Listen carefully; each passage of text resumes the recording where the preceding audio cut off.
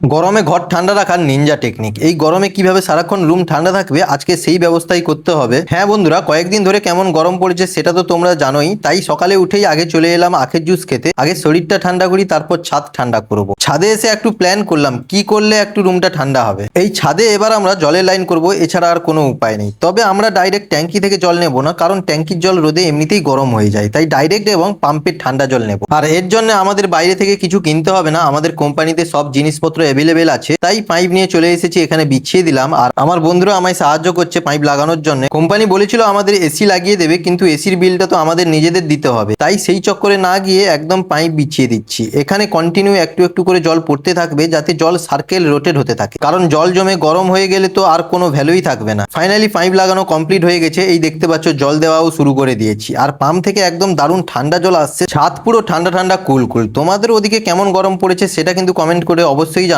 আর এই গরমে তোমরা কি ব্যবস্থা করেছো সেটাও কমেন্টে লেখো। Thanks for watching, by.